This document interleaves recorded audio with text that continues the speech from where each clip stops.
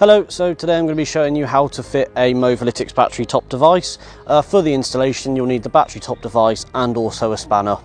So before you install the device you need to make sure that you note down the RMEI of the box and what vehicle registration you're putting it into. So let's get started.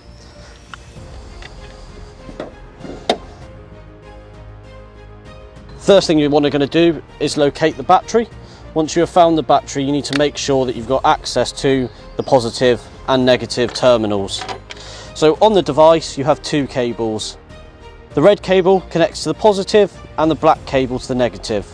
So to simply start, all we do is gently unscrew the bolts on top of the two terminals. Then we take the two cables and just slide them underneath the two bolts like such.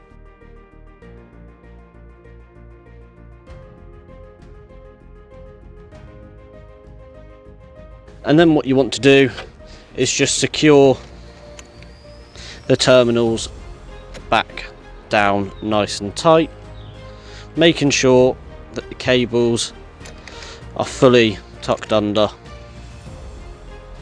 Once the cables are both secured under, you want to take the device and peel off the sticker at the back and then mount the device, ensuring that the top of the box where the RMEI is facing towards the sky, and then just push firmly down on it to ensure that the adhesive sticky pad sticks nice and securely like so.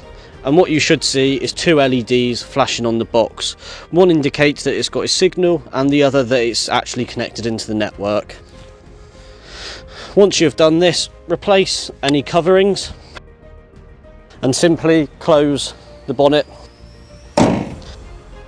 Once you've installed the device, you need to let Movolytics know this. You can do this by calling us on 0345 604 5286. Or you can email the details of the RMEI and the vehicle reg into support@movolytics.com.